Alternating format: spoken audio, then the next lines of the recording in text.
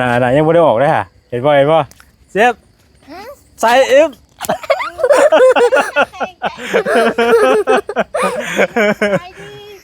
เลยแวะกินแป๊บซี่หน่อยหนึ่งอันขี่ค่อยๆเลยรถฮุนไดมารถฮุนไดซิ่งซิ่งเข้ามาเลยก็ตามเกาะไปเลยไปเนาะซื้อนุ่ม2แพ็คครับอันนี้เด้อจ้ะแล้วกินมาต้อนเด้อยุ่งหลายช่ำพี่น้องเอ้ยเนาะ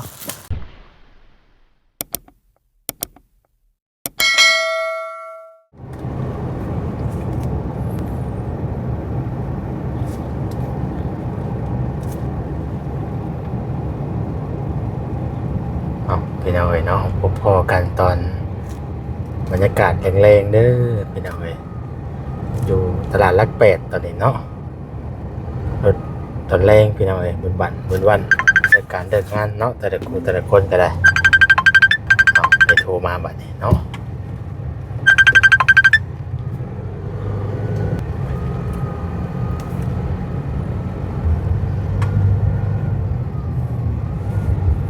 ไปพี่น้องเอ้ยเนาะโทรรถลายได้พี่น้องเอ้ยตอนแรงไปสิเนาะคนเดินการเดินงานโทษ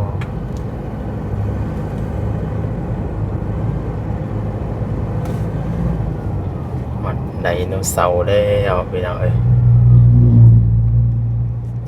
มันไดโนเสาร์ได้ยังบ้านได้บอกโอ้ยพี่น้อง FC บรรจุน้องว่าสิไปใส่ เปิดคลิปมายังบ้านได้บอกยังอยู่กินอีกพี่น้องเนาะ ไดโนเสาร์นี่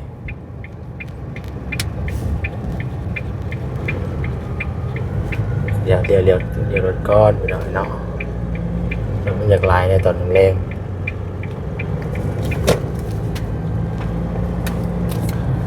เลี้ยวมาทางกันลงไปด้านขามด้านพี่น้องเอ้ยเนาะต้องแหลกซองไปแหลกซองกันนี่เอาสบายดีเด้อพี่น้องเด้อแหลกซองพี่น้องเอ้ย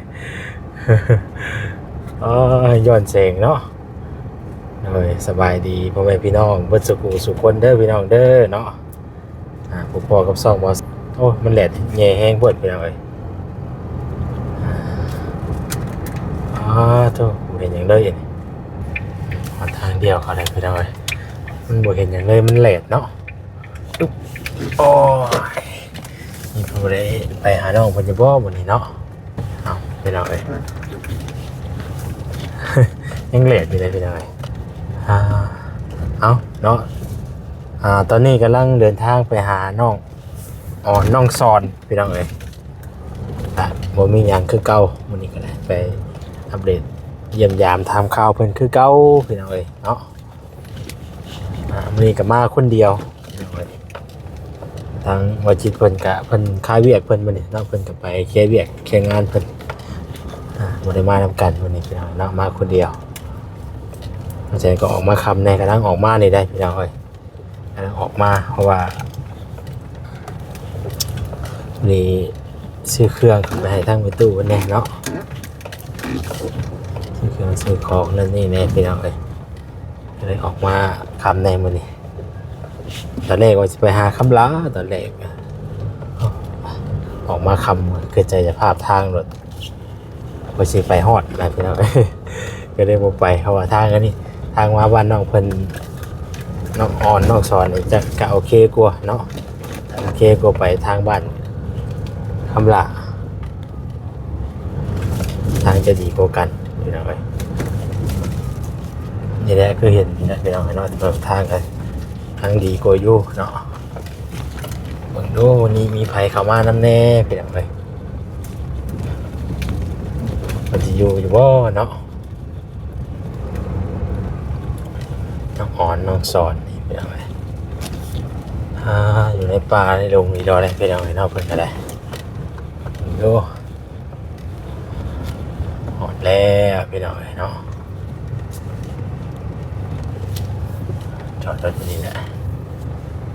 รถนี้ก็ได้เนาะ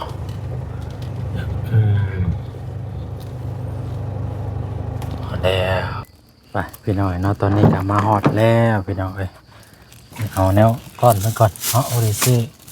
ของฝากของต้อนมาให้เพื่อนอยู่พี่น้อง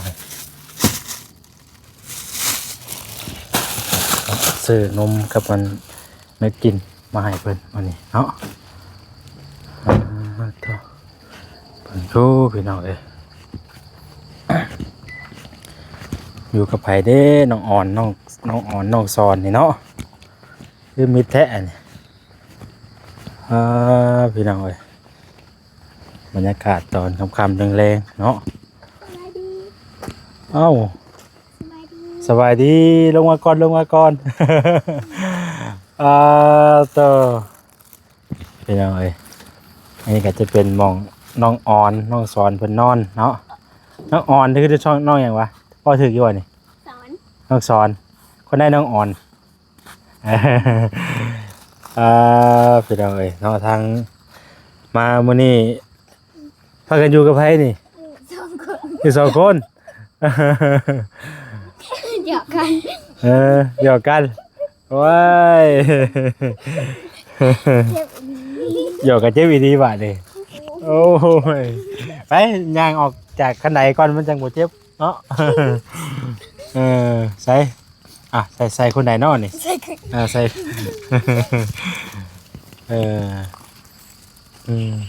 ยู่พุ่นสิบ่ยุ่งบ่อยู่นั่งอยู่พุ่นบ่นั่งอยู่พี่ก็ได้นั่งอยู่พี่ก็ได้เนาะไปซะหรือว่านั่งอยู่คอนี่บ่นี่อยู่คอนี่ก็ได้นี่อยู่คอนี่ก็ได้นึงไปเอาตังค์ก่อนมีการนั่งตังค์อีกรอบพี่น้องเอ้ยเนาะนี่ก็บรรยากาศมองเพิ่นอยู่เด้อพี่น้องเอ้ยเนาะมองเชียวเพิ่นนอนอยู่กลางป่าคือตัวนั้นเนาะนอนหมองนอนของพ่อเพิ่นตัวนั้นเทไปไหมทางไก่ป่าได้กับยุงกัดพี่น้องเอ้ยพี่น้องเอ้ยเนาะอยู่กันสองคนแม่เด้แม่ก็พ่อไปเผาลานเอาคือว่าเผาลานรถตำโดยอันออกมาแต่ล่างรถเลยแวะกินแป๊บซี่หน่อยนึงอันขี่ค่อยๆเลยรถฮุนไดมารถฮุนไดซิ่งเข้ามาแล้วก็ตำเกาะไปเลยซื้อนุ่ม2แพ็คครับอันนี้เด้อจ้ะแล้วกินมาต้อนเด้อยุ่งหลายช่ำพี่น้องเอ้ยเนาะไว้เพิ่นกินแรงเนาะมียังกินอะไรมื้อนี้ยังบ่มียังบ่มีเนื้อกินเนาะจะได้กินมาต้อนเพื่อนพี่น้องเอ้ยเนาะโอ้คือตอนนี้นะแม่เจ้าบ่อยู่พ่อเจ้าได้พ่อลงไปตึกเป็ดพ่อไปใส่เบ็ดพ่อไปใส่เบ็ดแม่ไปเยี่ยมพี่น้องสิบ่ตั้งแต่วันซื้อนี่แล้วโอ้เพิ่นหมู่เพิ่นพาไปล้างรถแลแวะกินแป๊บซี่หน่อยนึงแลอันเพิ่นก็ขี่ออกเพิ่นขี่รถออกมาแต่บ่ได้ขี่แห้งดอกขี่รถออกมาเลยเบรกอันยุ่งอะยุ่งรถเข้าผัดเบรกแค่เจ้าขี่สิ่งมาเลยนะรถฮุนไดแล่อ้ายก็ได้เนาะห้องร้านบัวธนัทเขาอ้ายบ่เป็นอ้ายบ่ผู้ชายหรือผู้หญิงถือรถชนผู้ชายเนาะจักปีเพิ่นประมาณจักปีก็13 14 15นี่ประมาณ13 14 15เพิ่นขี่รถออกไปกับหมู่เลยหมู่ชวนไปร้านรถเลยบัดนี้เพิ่นก็แวะกินน้ำเป๊ปซี่เลยบัดนี้ขี่รถออกมาผัดกำลังว่าสิเลี้ยวเขาเจ้ารถฮุนไดตอนแรกหายังบ่มีแล้วเพิ่นกำลังสิเลี้ยวเลยรถฮุนไดมาแต่ไสก็พูดแหละตำอ้ายกับเขากับตัวกลางรถเลยเขากับตัวเลยหมู่น่ะไปแทกกับประตูรถหมู่เจ็บแล้วมีแต่อ้ายอันที่ขาใครปีนก็บ่ได้แต่ว่าตอนนี้ยัง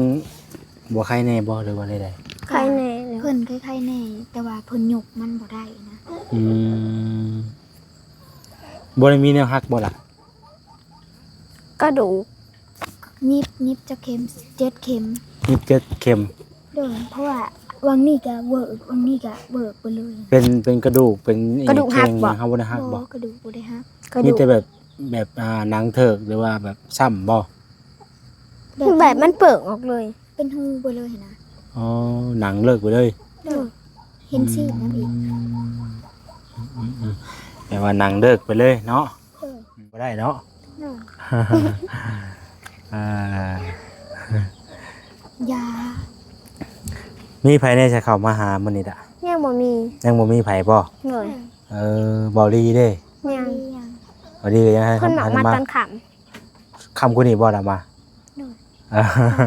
มื้อนี้ก็อาจจะบ่ได้มา มื้อเพิ่นก็มีเวียกทางอื่นไปเนาะ ำเถื่อเพิ่นก็มาหาโมง ประมาณหาโมงประมาณนี้ได้เนาะหาโมงเลยตอนนี้ก็ เมื่อได้เปิดโรงเรียนเข้าโรงเรียน วันที่1 วันที่1บ่ใกล้สิฮอดได้วันที่26แล้วเนาะวันที่26ได้ไปดังเป็นจังได๋ซะเรื่องเรื่องชานเป็นว่าใดๆในแล้วเพิ่นแจ้งข่าวใดๆในแล้ว อะไรไก่ก่อน ฮะได้ไกล เจ้าเข่าได้เนาะเฮ้ยเอาเลยไก่เป็นตะเกือนโอ้ย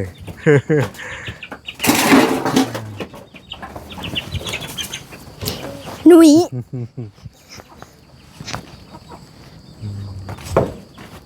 เป็นเอาไงเนาะเอานี่กินไว้ก่อนล่ะเอานี่กินไว้ก่อนจังหน่อยมันสิอันนั้นจังหน่อยอาโจเอาไปเดี๋ยวว่าไม่ได้กินได้เป็นเอาไงเนาะทางบอดี้เพิ่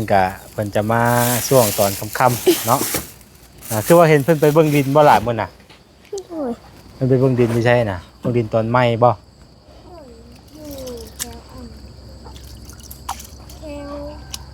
อุโมงค์แถวทางด่วน โอ้เป็นขายราคาเท่าไหร่ทางน่ะ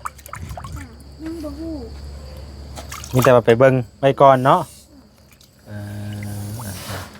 ไปเบิ่งไว้ก่อนดูราคาคุมราคาไว้ก่อน หนักนุ้ย แพงบ่ ยังบ่ฮู้ แพงบ่ฮู้เนาะยังบ่ทันได้ฮู้มีแต่ติดตามเบิ่งพี่น้องเนาะทางน้องเพิ่นอยู่2คนมื้อนี้ก็ได้เนาะมาก็อยู่กัน2คนแม่เพิ่นก็ถ้าเพิ่นไปทางใดว่าซั่น แต่ว่าทางน้อง2คนนี่ก็เพิ่นอยู่ก็อยู่กันอยู่ชานก็ถือว่าโอเคพี่น้องเนาะอยู่ก็นึ่งข้าวนึ่งน้ำก็ได้เฮ็ดอยู่กินก็เป็นพี่น้อง ทางน้องอ่อนเพิ่นสินึ่งข้าวบ่นี่ ได้ดิ น้องเราจะนึ่งข้าวได้พี่น้องโอ้ไก่จะกินก่อนได้นี่ ใส่เอ้าหด อยู่ เขา ในดงในป่ายุ่งหลายพี่น้องเนาะต้องจูดยากันยุ่ง กระไพ ตอนนี้ก็เป็นเวลาก ระไพ 5 โมงพี่น้องเนาะ5 โมงทั้งนอกเพิ่นก็เริ่มค่ำเริ่มมืดแล้วทางเพิ่นก็สิพากันนึ่งข้าวนึ่งน้ำบรรยากาศยามค่ำๆพี่น้องเนาะมาสู่ตอนแรง กระไพบุกนี้ ๆบ่มีกระไผบาดนี่เสร็จสิได้กินข้าวอยู่บ่เนาะบาดนี่ บ่มีกระไผบาดนี่ ถามแม่หน้าพ่อ ว่าสินึ่งข้าวบัดกระไผบ่มีบาดนี่พี่น้องเนาะแล้วยังบ่ได้นึ่งได้สบัดนี่เนาะบ่มีกระไฟจ่อยมีกระไฟเป่านี่ก็เนาะชิวหมดงามบ่ใช่หลายแท้นี่ไงเนาะงามหลายขนาดนี่เลยเลยลงในป่าจักยุงจักมุดลายขึ้นเลยทางน้องเพิ่นว่าสินึ่งข้าวบ่มีกาแฟว่าซั่นมีกับเบียร์กาแฟกะ ล้างถ้วยไป นี่บาทนี่พี่น้องเอ้ยเครื่องของเพิ่นนุ่งลายขนาด เป็นจังได๋บ้าง สีนี่บอกกั ก็ น ไม่ค่อยแน่ ปัดไป ตบโลด น่าจะแบบบ่จับ ยุ่งลายเลยพี่น้องโอ้โหนี่มันยังน้องอ่อนน้อง สอน น้องช้อนชื่อเพิ่นบ่ค่อยอยากได้บ่ยังฉันนั้นทุกอย่างนี่ บักหุงเหาบ่ บ่คงดาวก็มันจะเผาหน้ำไหม้บ่ผมพัก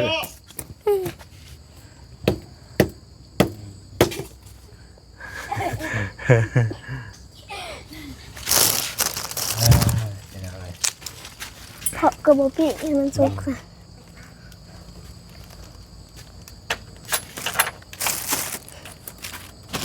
หมูกับไฟกะแม่จะมาเพิ่นแหละเพิ่นถือไปน้ำบอกกับไฟ มาพี่ ให้น่ะ โอ้ยแม่ เอ้าสวัสดีเด็ดโอ้จะว่างดาวแหละพวกเราน้องช้อนน้องยุ่งท่าบ่ยุ่งมันต้องกินดีๆรอได้แหละพวกนี้อะไรยังไม่ได้ออกเลยฮะเห็นป่ะเซฟใส่อิฟ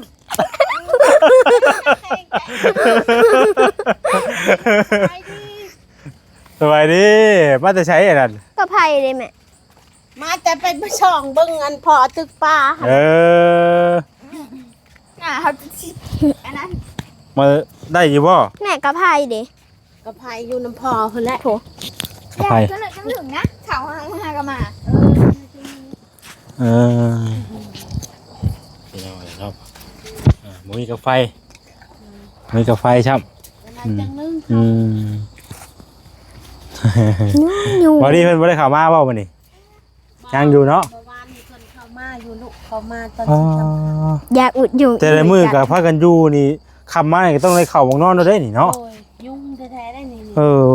ขนาดเฮาว่าเฮาตีงอยู่กระบุกกระบับอยู่ก็ยังเอาบ่อยู่นี่อยู่กลางแจ้งเนาะเป็นยังไง ขั้นแกว่า ยุ่งกินได้ไปหน่อยอันที่ว่าพากันย่างมวนอยู่นี่ก็โอ้ยโคตรโฟแล้วก็ดิโอ้โหเนี่ยต้องคำมาเนี่ยมันได้เข่าหมองนอนรถแบบนี้เนาะกินข้าวแต่เว้นได้เข่าหมองนอนรถ สิได้เป็นกระลุก มีบ่ว่ามีบ่เดี๋ยวมันมีหมองลอยกินอยู่บ่เจ้าว่าแน่มันกระโปดอยู่บ่จัก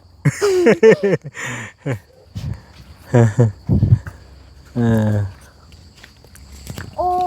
ยุ่งหลายพี่น้องเอ้ยเนาะแวะมาเล่นน้ำแม่โอ้ยแวะมาเล่นน้ำเห็นอันคือว่าไปเบิ่งดินเบิ่งดอนแบบมื้อนั้นน่ะเป็นจังได๋ ไปเบิ่งดินงานแนวก็ว่าแม่ไปแล้วกับเบาลี่ มาละมาเอามาให้ว่าก็ได้ เบาบี้ไปแล้วเจ้าของเพิ่นยังบ่อยู่ลูกเพราะว่าเพิ่นเมื่อปากช่อง เจ้าของเพิ่นบ่อยู่เพิ่นเมื่อปากช่องเลยถามพังเบิ่ง กินที่ดอก ไม่ได้ยุ่งอยากกินได้ยังอีกแล้วล่ะ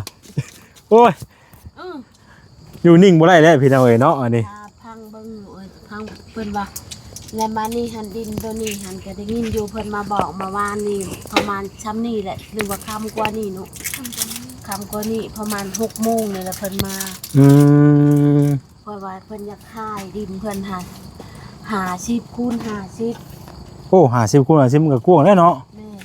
แล้วบ้านนี้เพิ่นอยากขายเท่าใด1,600,000บ่คือว่านี่ อื เพิ่นมาบอก ม แม่แต่ก็ยังบ่ทัน มีแต่ดินซื่อๆแล้วน่ะ แม่นมี เอ แต่ดิน อ 50 คูณ 50 50คูณ50 โดยเพิ่นมาขาย1,600,000 160,000โหน้องสอนกินข้าวเลยหิวข้าวบ่ล่ะ หิวข้าวแล้ว เบิ่งอยู่เอ้ยเพราะว่าบ่รีว่ามื้อหน้าก่อนแม่ถ้าบางเทื่อก็มื้ออื่นมื้อฮื้อนี่แหละเพิ่นว่า จังไปเบิ่งอีกเนาะ ไปเบิ่งซะก่อนไปเบิ่งทั่วเบิดเพิ่นว่ามันเป็นมันเหมาะ บ่ได้ก็หาเบิ่งหลายๆหม่องเนาะ โดย หาเบิ่งหลายๆหม่อง แต่น้องอ๋อนน้องคือบ่กินน้องอ่อน แล้ว น้องจอยนี่หิวข้าวแล้วซื้ออันนั้นมาให้เพิ่นพี่น้องเนาะซื้ออันนั้นมาต้อนเพิ่น ไปเพิ่นมา ย่างหมู จะกินนม มเลยล่ะ ย่างหมู ซื้อย่างหมูซื้ออันจามเนี่ยก็น่ะจามหัวใจแหละพี่น้องเนาะมาตอนเพิ่นกับนมมื้อนี้มื้อไผมามื้อนี้เนาะ โดย ติดตามเบิ่งกันแล้วพี่น้องเอ้ย เพราะว่านี่หันเบานิ้วมาชงอันกระเป๋า ส่งกระเป๋ายังน่ะ กระเป๋านักเรียนลูก โอ้เพิ่นสิไปอันโรงเรียนบ่ แม่น โอ้ กระเป๋าแล้วก็ชื่อ มีเสื้อนักเรียน เสือนักเรียนคนละโต โอ้ นางอ่อนโตหนึงนางสอนโตหนึงฉินพื้นหนึง อืม แต่ว่าเกิดแม่ชื่อไหน เอาย่างออกก็ได้ล่ะตุกนี่มานั่งอยู่นี่ก็ได้นี่ตุกน้ำต้องกินบ่นี่น่ะ บ่ น้ำยังซะ น้ำมาไว้ล้างถ้วยลูก น้ำใส่ก็บ่มี บ่จะหน่อยคุณแหละให้พอไปตัก ตักอยู่ใช้น้ำน่ะ พูดเลยอยู่ช้างคุณแหละป้า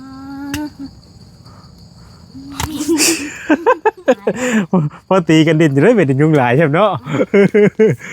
มึงเลย แท้อันนี้ อุ้ยพี่เราเอ้ยนั่งอยู่กับโปเปไปเฮาแม่ยุงกินเป็นตืดอยู่น่ะ เสือเพียนยาวกับบลู สิบ่แต่ละมื้อกะ อยากอุดยุงกะหนุ่ยกัดบ่แหละ ค่ะยาวยุง แต่ว่าหมากัดบ่แหละ หมากัดอีกมันหมาบ่เมาบ่ มากับกวางได้หา เออ แล้วมันก็เมา เมา เมาแหละน้ำลายเป็น ไปกินหญ้าไปกินหญ้า หา ไปกิน กัดกินยาควัน โอ้ยตักแน่เดียวเนาะมันมวยแนวกัดได้เนาะกัดเด็ดแล้วมันเมาว่ะดิ เมาไปหากินหญ้ามากินหญ้าไปใส่ที่ควรไปหากินหญ้า แค่นี้มันเศร้าเนาะ พี่น้องเอ้ย ตายเลย แล้วก็ไปซื้อเกิบเมื่อกี้นี่หันแม่พาไปซื้อเกิบเครื่องหันนี่ครบแล้วลูกอันนี้เป็นเกิบแม่ก็พาไปซื้อเกิบ โอ้ไปซื้อเกิบเตรียมเข้าโรงเรียนได้เนาะ แม่ เข้าไป2 คน ครูจะได้แซนปลายผม เกิบนะเกิบโรงเรียนบ่ แม่ แซนปลาย2ครูกับพอดี อีกอันหนึงให้กับเต๊กเลย 3 เซน10เขาว่า3 เซน6แม่ต่อ3 เซน10แล้วจะครูตัวหนึงหันเลยเพิ่นขาด2 เซน แต่ 5 ว่าอันเสือตัวนี้ 2 เซน5ช่องครูนี่พอดี5 แสนเนาะ อู้ ยุงจะมาลาย ขนาดได้ลายให้ดีพี่น้องเอ้ยเนาะ บ้านนี่หันบ่ปานนี่ได้ยุงค่ะบ่รีมาหมอ หรือว่ามันเป็นน้ำมันแหลดบ่มันแหลดร้อนบ่อากาศมันเอาบ่ อากาศมันร้อน เนาะอากาศร้อนมันออกว่ะนี่ เตาบัดได้จะลอกเบิดหนัง เอ้ย เจ็บบ่แหละ ยุงจะแท้อันนี้ เพราะว่าบางทีมันกินเฮาบ่ฮู้ตัวเนาะ โดย เฮาบ่ฮู้ตัวซ้ํว่ามันนั่นมันกินนะว่ามันกินจนอิ่มพู้น ตกเฮาเมื่อกี้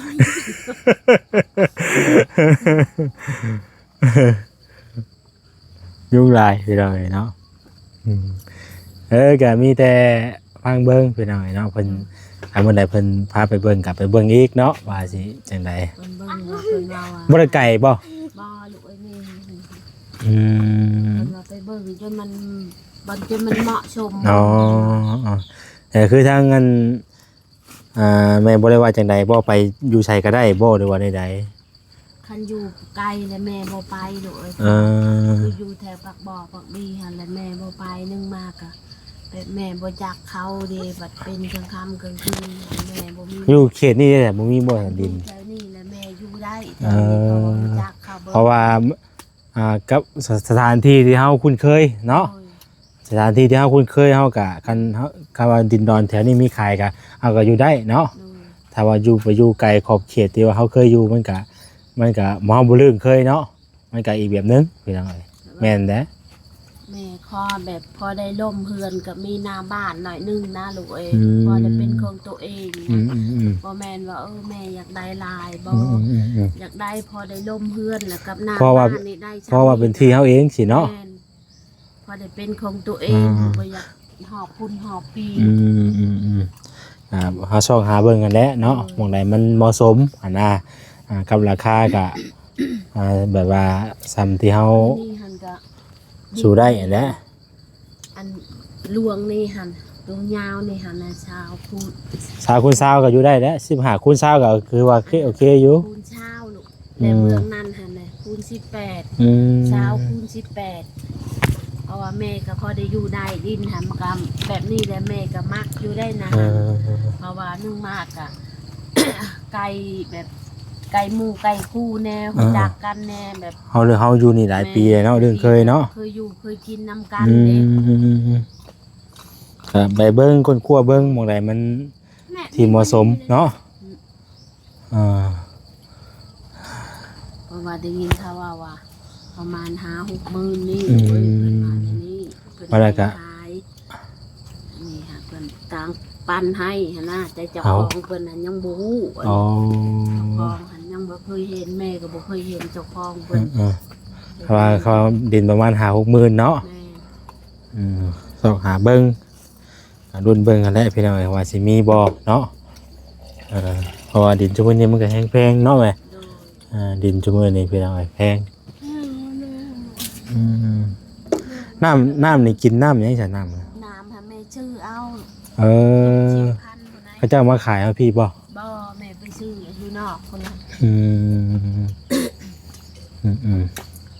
ไปซื้ออยู่นอกคุณเนาะนึกว่าเขามาส่งมาอย่างที่นะ โอ้ย เขาส่งมาแต่เขา หน่อยก็ยามันของตัวเองค่ะ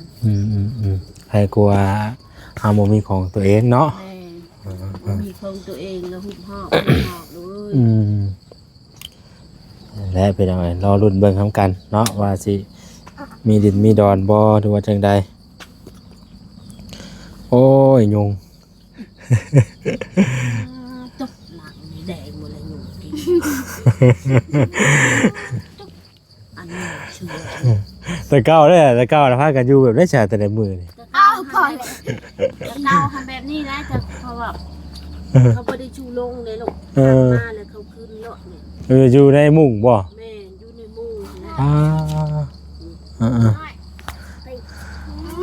เอาประมาณนั้นแหละพี่น้องเอ้ยเนาะกะมื้อนี้กะบ่มีหยังหลายเฮาก็มาเยี่ยมมายามทั้งน้องๆเพิ่นพอดีแวะเข้ามาทางนี้มื้อนี้นะเนาะก็ได้เข้ามาเยี่ยมยามถามข่าวเพิ่นว่ามีความคืบหน้าไปฮอดไสแล้วเป็นจังไดมากะนี่แหละพี่น้องเอ้ยเนาะยุ่งกินไปซะพี่น้องเอ้ยเนาะพบกันใหม่เด้อพี่น้องเด้อเนาะ